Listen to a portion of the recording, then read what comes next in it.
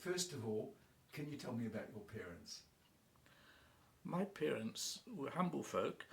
My father began life, I think, not long after he left school, following a pattern of being a chef in a working situation. He was the chef for the shearing gangs in Central Otago before he settled into a life in Dunedin. He continued his interest in cookery by being a chef at Selwyn College, the students' hostel in Castle Street. We lived in Castle Street, and it was only a block away that he needed to travel, but he became interested in this newfangled thing, the motor car, and he became an A-grade mechanic. And he, during most of his working life, he was an A-grade mechanic employed by Scott's in Dunedin, J&AP Scott. My mother believed that when you had children, you stayed home and looked after them. But she did domestic work in order to pay for all those extra things like music fees. And she was somebody who had always wanted to learn the piano but had never had the opportunity. So she made sure her children, that is I and my sister Nola, who was just 18 months younger, would have the opportunity. And so we were able to learn from a music teacher who lived just behind us, a block away, in the next street. It sounds as though everything was rather close. Yes, indeed. In those days you walked everywhere or you took the tram. We didn't have a car till I was about 12 or 13, and it was a very early 1929 Buick, which my father was able to maintain because of his skills, and we gradually improved from that time. And tell me about your piano. The piano I had was an upright piano, Rintoul, R-I-N-T-O-U-L. It was purchased by my mother from a friend. It was adequate, but it wasn't until we replaced this with a baby grand piano when I was in my teens to discover that it was actually a semitone lower. So I'm very glad I didn't have absolute pitch, because I would have been translating or transposing for the rest of my life. That's an incredible story. So, and what age did you actually start playing the piano? At the age of 8. Right. My sister, who was younger, also began at that time, and we used to play duets together. And I proceeded through the normal channels of grade by grade and examinations, and entered all competitions, festivals in Dunedin, and was able to improve my technique and abilities. But I became interested in teaching, and during the years when I was in the senior part of my high school education, my music teacher, who was Mrs. A.J. Fulton, employed me as her second, and I did some teaching in the back studio at her place. Do you remember those first lessons that you gave? Yes, I do remember them, and I remember one very warm, hot, sunny day. I was in this little room with the pupil who was playing a piece, and he was playing the left hand on the left page and the right hand on the right page. And there was also another situation when I was getting very sleepy, and I think I must have nodded off for a moment or two. But I enjoyed the experience, and from that day I've always been a teacher of pupils. I've enjoyed doing it through my student years, and afterwards, after study, I've continued on to be a teacher, and have been very involved in registered music teachers in New Zealand. So Wallace, did you realise, or did other people realise early on that you had a special gift? I think I took to the piano very well, and I enjoyed practicing, and I had little goals that I was setting myself. But I determined when I was coming to the end of my secondary school education that I was going to take music as a subject at university, And my careers advisor said, there's not much money in music. Why don't you do a double degree? So I started out at the University of Otago, taking a Bachelor of Arts, but also a Bachelor of Music. And after the first year, concentrated more on the music side, because I was doing a lot of performing and a lot of accompanying then.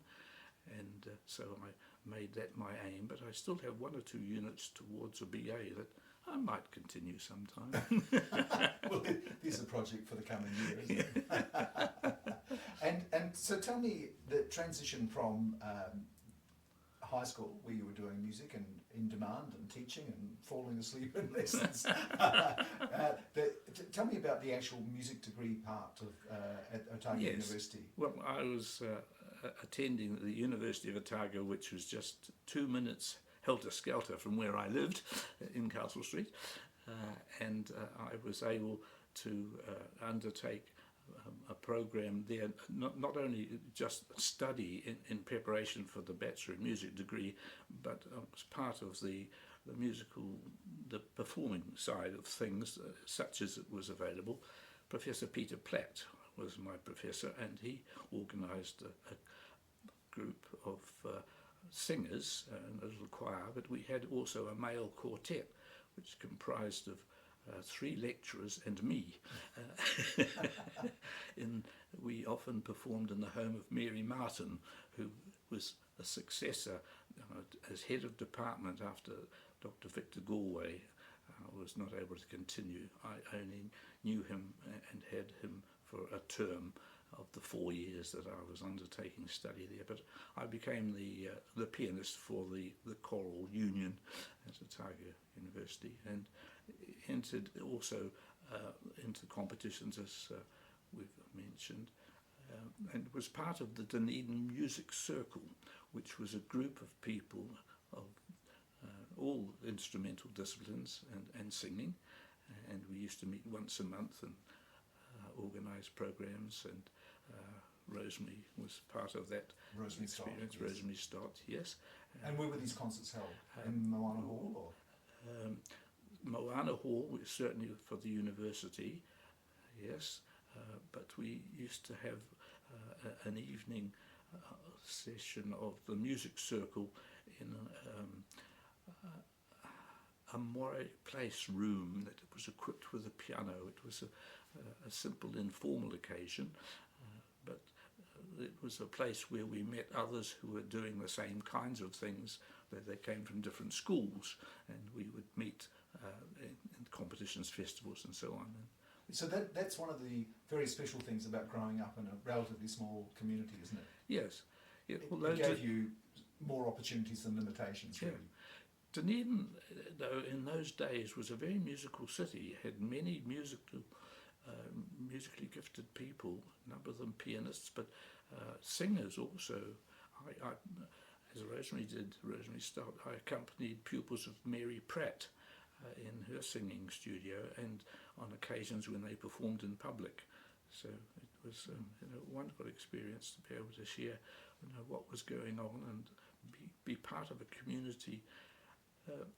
There were a number of students of my age who year by year were chosen as Associated Board Scholars to go overseas. I can remember Georgina Smith, who became Georgina Zellen Smith. Yes.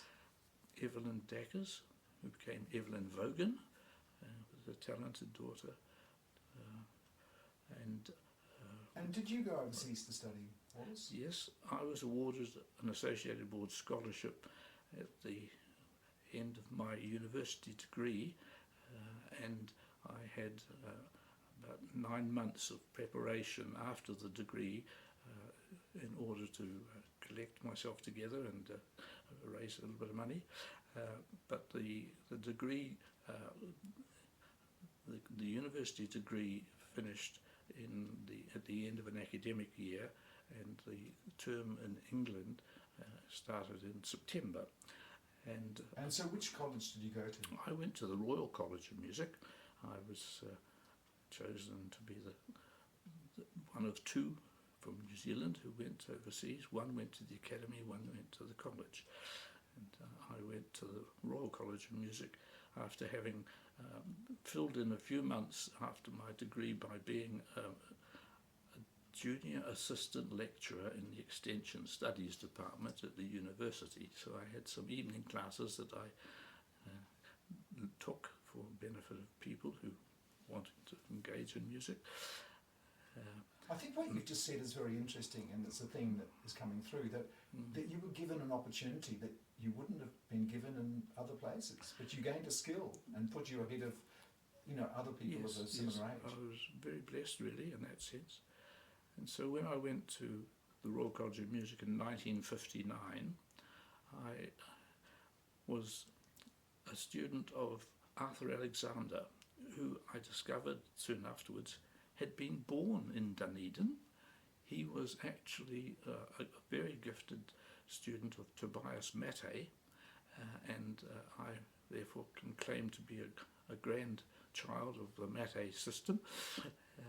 And I studied with Arthur Alexander in preparation for some diplomas that I did at college and at the academy. And I had Herbert Howells as my professor of composition. The two subjects that I was intending to study there and for which the scholarship had been given were performance, piano performance and composition. And Hubert Dawkes was my professor for accompaniment, and Thornton Lofthouse for harpsichord. I was also, in my last 2 years of the 3 that I was there, the accompanist for the RCM Union Choir. So I had a lot of experience. I studied conducting as well, and I was able to complete a number of diplomas, but the second subject that I had in performance was organ. So I was able to complete a diploma in organ there as well, and at the same time undertook yet another Bachelor of Music degree in London University, and Herbert Howells was the professor in the London University. And can you share with me some information about Herbert Howells? Yes, he was a gentleman, but very knowledgeable and very approachable. He had certainly skills in teaching composition, but he was interested in my work that I presented to him.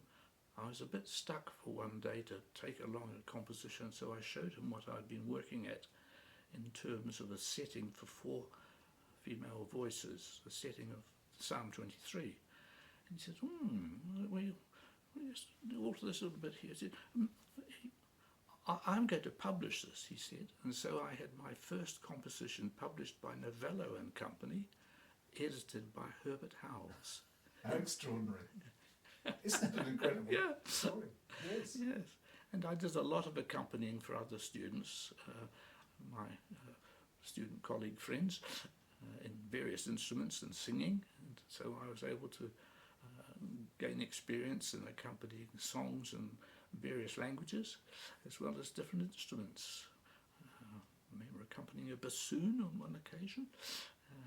So Wallace, did you always know that you were going to come back to New Zealand, or did you think you might stay there? Or? Well, I think the early time in my studies in England was one where I was wrestling with a little bit of, what did I want to do, where did I want to go? But it was finally decided in the last term that I was there, when I received a cable from Ellen Gainsford at Riccarton High School, who was in need of somebody to teach boys music at Riccarton High School.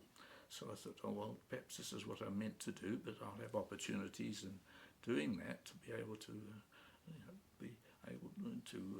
experience music in the community and make some contribution. So after 2 years of teaching at Riccarton High School, I decided that I would like to teach people who really wanted to know about music and would be interested enough to prepare. That's an unusual concept for a music teacher, isn't it? So I went into the private field, and I've been a registered music teacher in the private capacity since then. And no regrets? No regrets whatsoever. I've been able to participate in the organisational side of things, and I became very early on a member of the local society of registered music teachers and became its president and a life member, and was elected onto the national body, which was the executive of the Federation of Societies of Registered Music Teachers, which turned into the Institute of Registered Music Teachers during my time on the executive, and I was made a life member of the Institute. But I've been actively associated with music in other ways in the city, Civic Music Council, been part of that and its chairman. And of course, organist at Aldersgate Church. Yes, I was for 2 or 3 years at the Upper Riccarton Methodist Church near the Riccarton High School, since I was living in the area, but I was eventually appointed the organist and choir director, in those days called the choir master, in 1967 at Durham Street Methodist Church, which continues today, and I am still actively its musical minister, and so that is now my 56th year of being involved in that side. So I've had a lot of students, mainly for piano, but I've taught organ, and I've taught harmony and theory, and you accompanied hundreds of people for exams. And have you ever been an examiner, or is that? Yes, Rosemary Stott and I were two of the first New Zealanders appointed examiners, external examiners for the Associated Board of the Royal Schools of Music, and I did that for about 12 years. And then I became, after John Ritchie's retirement, the convener of the theory marking panel for New Zealand, and was in charge of that until the board in its wisdom decided that they were going to mark everything in England, so that has now evaporated. But yeah. And you enjoyed being an examiner?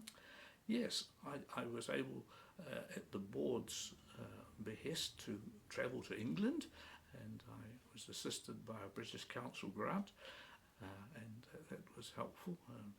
My wife Beverly and I travelled over there, and I did some examining in England. It was really a moderating session, so they were checking up on what I was doing and how I was doing it. But I've been all around New Zealand examining for the board over the period of time when I was involved. And what did you learn from that? I mean, you obviously had a lot to give to that role, but what did you learn from that? I think I learned that there are a lot of young people who are very talented.